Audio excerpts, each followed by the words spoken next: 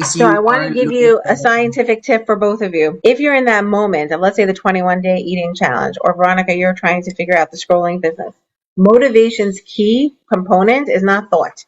Everyone thinks it is, but even children, from when they're young, it's never thought. It's always an action.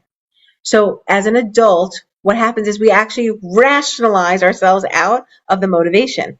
We're like, it's 5 minutes, I'm just going to scroll 5 minutes. Or it's okay if it's just one day, I'll start again tomorrow.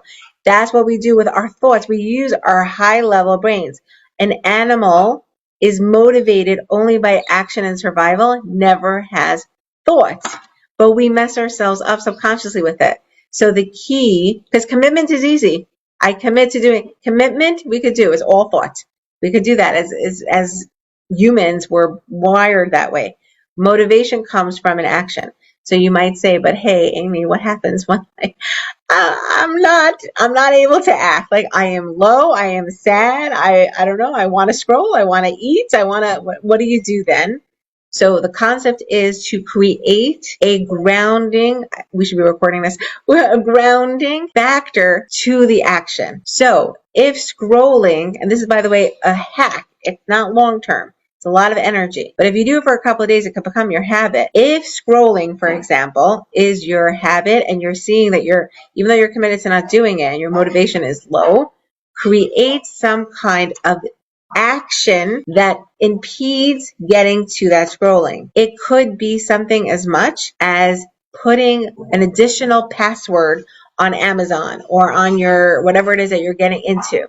Joffrey, if it's eating or something like that, no joke, locking a cabinet door or putting rubber bands around it to make it really difficult to get through. Actions create the time span for us to stop it.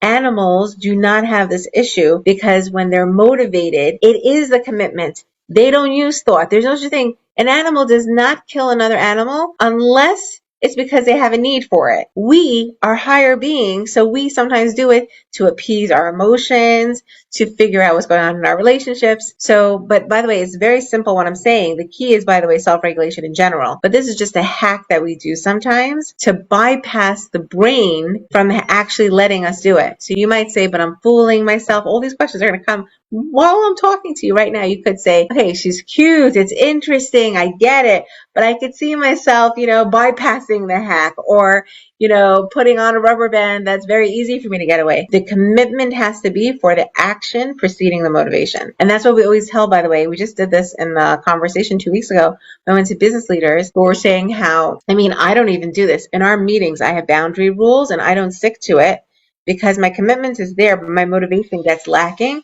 because I get excited by what's coming at me. If I really stuck to it, I would create a hindrance. I would not allow it. I would make it that everybody has to be on mute. But it's not my personality, like to kind of control meetings, which maybe I need to work on. Maybe I need to be a little bit more of a leader in that way and control meetings and times and set it up. Plus, the motivation got lost because of higher priorities. So if your motivation is that you're sad and you're depressed, you're going to go to the scrolling. And if you're not feeling very good, Joffrey, you're going to go eat something. But like I'm saying, action precedes it. Okay, I just did a little mini session here, Evelyn.